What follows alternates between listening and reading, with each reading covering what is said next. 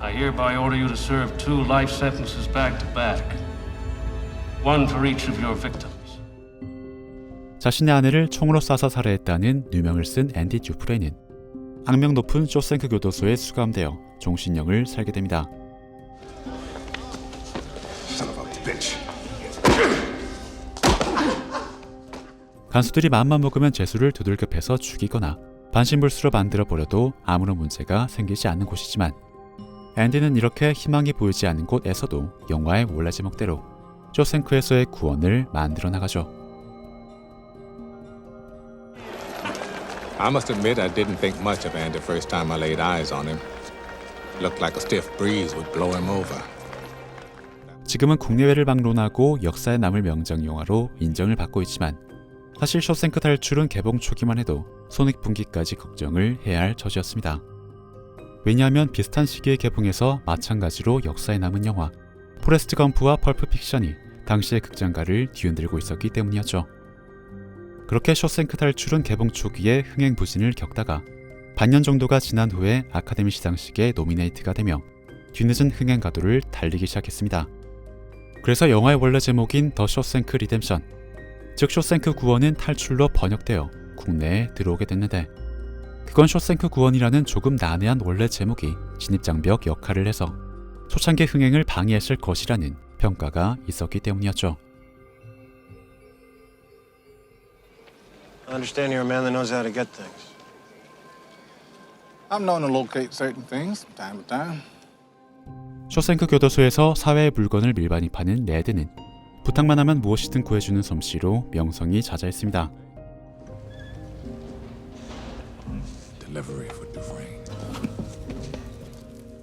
영화 주인공 앤디와 레드가 둘도 없는 사이가 된 것도 앤디가 레드에게 망치 밀반입을 부탁한 일이 계기가 되면서였죠. 그리고 영화는 도입 후에 등장하는 매우 짧은 장면으로 레드의 이런 캐릭터를 단번에 보여줍니다. 방금 제가 설명을 하면서 보여드렸는데도 아마 많은 분들이 눈치를 못 채셨을 겁니다. 장면을 조금만 돌려서 다시 보시죠. There must be a con like me in every prison in America. I'm the guy who can get it for you. Cigarettes. 영화는 이렇게 순식간에 지나가는 장면에서 물건 교환을 하는 레드의 능숙한 손놀림을 보여주고 있습니다. 물론 너무나 능숙해서 간수들은 물론이고 우리 관객들까지 같이 속여버렸다는 게 조금 문제긴 하지만 어쨌든 인파를 이용해서 대낮에도 은밀한 거래를 성사시키는 감옥의 생활상을 현실적으로 보여준다는 점에서는 매우 디테일한 연출이 아닐까 싶습니다.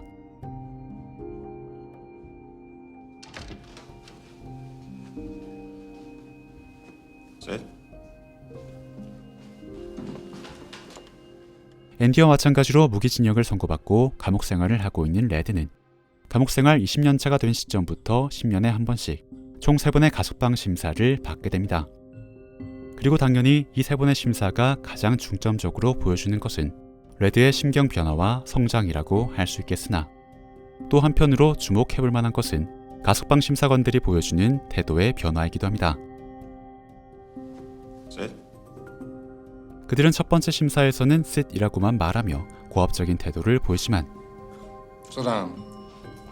두 번째 심사에서는 sit down, Please sit down.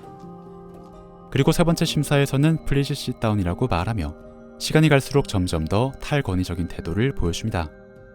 그리고 남자 심사관들만 있었던 첫 번째와는 다르게 마지막 심사에서는 여성 심사관도 배석을 하며 레드가 감옥에 머물렀었던 그 40년의 세월 동안 바깥 사회가 어떻게 변해왔는지를 간접적으로 보여주고 있습니다.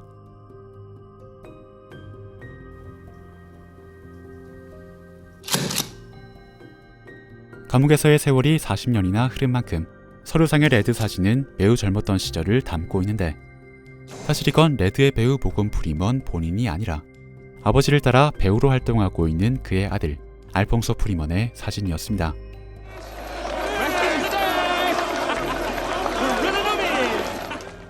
그리고 알퐁소 프리먼은 영화의 도입부에서 신입 죄수들에게 겁을 주는 고참 역할도 하고 있는데 영화 버킷리스트에서는 아예 대놓고 모건 프리먼의 아들 역할로 출연을 하여 현실의 부적관계를 영화 속에서도 그대로 연결시키고 있습니다.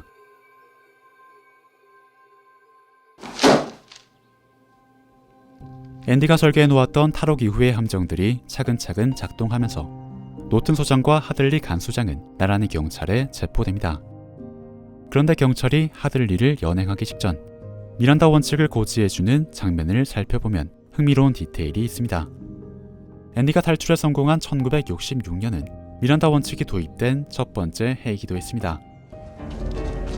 Byron Hadley, you have the right to remain silent. If you give up the right to remain silent, anything you say can and will be held against you on a court of law.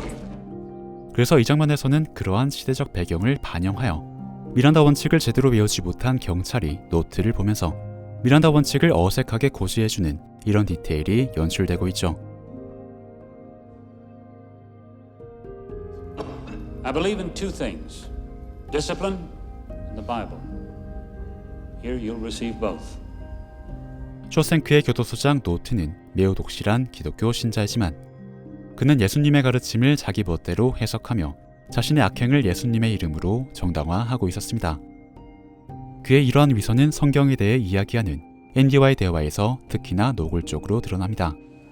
But I prefer, I'm the light of the world. He that followeth me shall not walk in darkness, but shall have the light of life.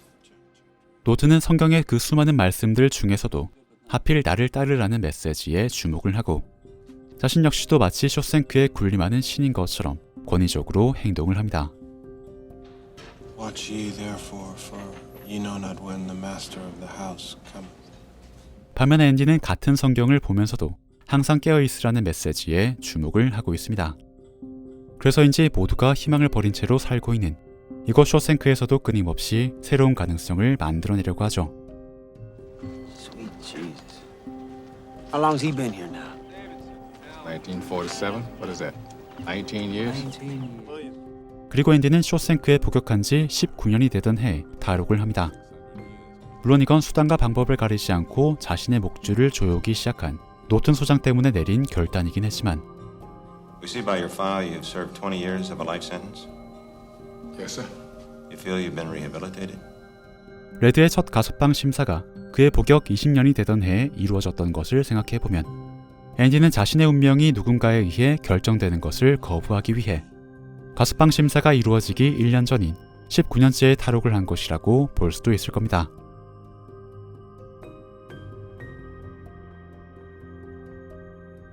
그래서 영화는 원래의 제목 쇼생크 구원처럼 앤디의 탈출 과정을 드라마틱하게 그려내기보다 어떻게 그가 구원의 희망을 지켜내는가를 훨씬 더 중점적으로 그려냅니다. 반면에 이미 수십 년의 세월을 겪으며 어설픈 희망이 더 큰 절망을 주기도 한다는 걸 학습한 레드는 Hope is a dangerous thing. Hope can drive a man insane. 희망을 놓지 않으려는 앤디에게 희망은 위험한 것이라고 경고합니다. 그리고 이렇게 상반된 두 사람의 태도는 이 장면에서 시각적으로도 드러납니다. 레드는 앤디가 이제 그만 위험한 반항을 포기하고 이곳 쇼생크에서 안전하게 여생을 함께 보내기를 바랐습니다. 그래서 그는 그늘이 드리운 곳에 그대로 머물러 있었죠.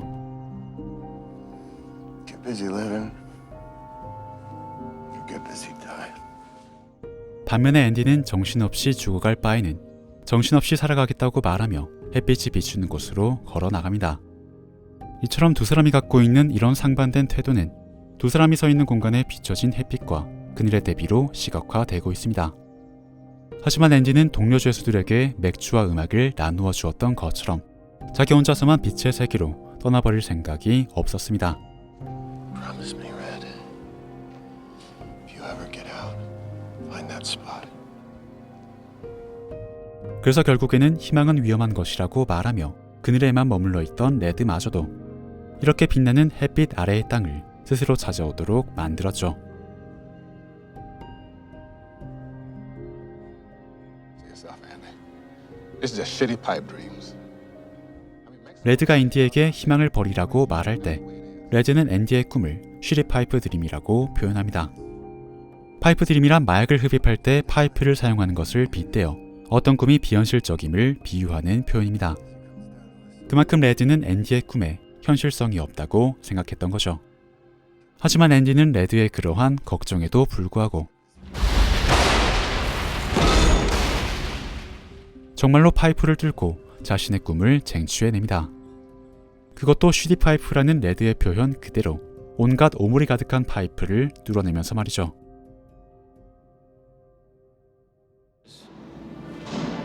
Salvation lies within. Yes, sir. 노트는 자신의 악행을 덮는 도구로 성경의 권위를 자주 이용했습니다. 그리고 그 점을 눈치챈 앤디는 역으로 노튼의 의심을 잠재우는 도구로 성경을 자주 이용했죠.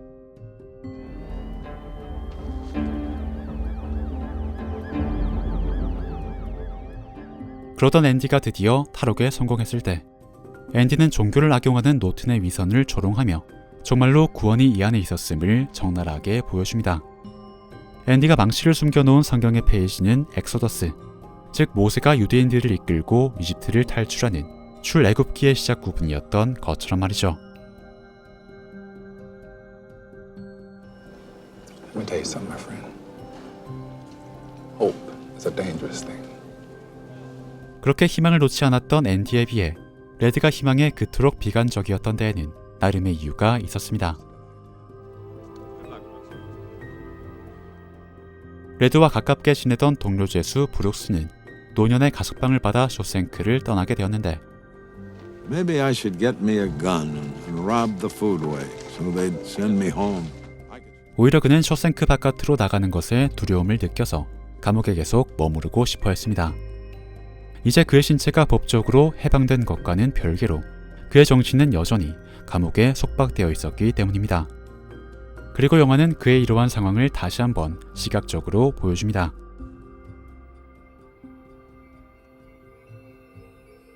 브룩스는 감옥의 철창을 넘어 바깥 세상으로 나오지만 햇빛으로 인해 길게 드리워진 철창의 그림자는 여전히 그를 가둬놓고 있습니다.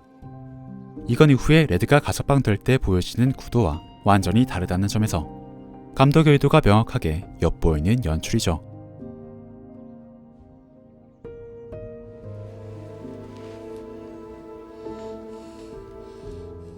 그리고 브룩스는 감옥 바깥의 삶에서 내내 불안을 느끼다가 천장 아래 석가래의 격자가 마치 감옥의 철창처럼 자신을 가두어 놓는 이 구도가 만들어질 때 비로소 희미한 미소를 짓습니다. 어느 순간부터 감옥의 철창은 그에게서 자유를 빼앗는 족쇄가 아니라 자유의 무게를 덜어주는 안식처가 되어버렸기 때문입니다.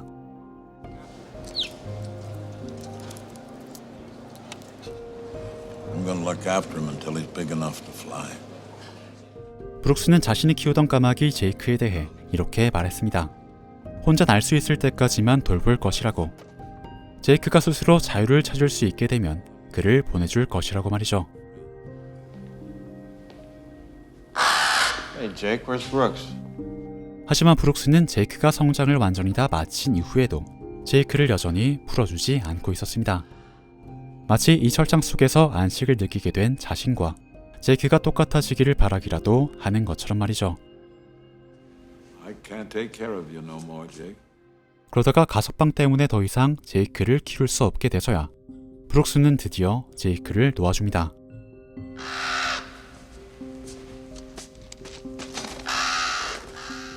그러자 제이크는 철창 바깥을 두려워하고 있던 브룩스와 달리 너무나 홀가분하게 자유를 찾아 철창 바깥으로 날아가 버리죠. 그 모습을 본 순간 브룩스는 깨달았을지도 모릅니다. 지금까지 자신을 가둬왔던 건 감옥의 철창이 아니라 그 철창에 길들여지기를 선택한 자기 자신이란 걸 말이죠.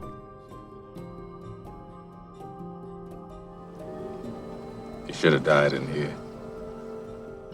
브룩스가 겪은 그러한 실패 때문에 레드는 희망에 대해 더욱더 비관적인 태도를 가지게 됐을 겁니다. I played a mean harmonica as a younger man. Lost interest in it though. Didn't make much sense in here. 그는 젊었을 적 불었던 하모니카도 쇼생크에 오면서 그만둬 버렸다고 말하는데 It's very pretty, Andy. 그가 희망을 잃어버리지 않기를 바랐던 앤디는 하모니카를 그에게 선물해주죠. 레드는 취침 시간에 조용하게 하모니카를 불어보지만 아직 그의 표정에는 별다른 확신이 보이지 않습니다. 그러다가 가석방 후에 앤디가 말해준 떡갈 나무를 드디어 찾아낸 순간 하모니카 연주 소리가 배경음악에 섞여서 흘러나오기 시작합니다. 영화는 레드가 잃어버렸던 희망을 되찾았다는 걸 하모니카 소리로 보여주고 있는 것이죠. I hope I can make it across the border.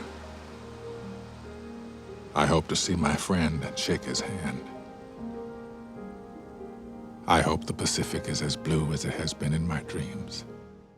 그리고 영화는 태평양 바다가 푸르기를 바란다는 레드의 희망을 이루어주기 위해 처음에는 빛바랜 색깔로 담아냈었던 태평양 바다를 레드가 도착했을 땐 한없이 푸른색으로 담아내주고 있습니다.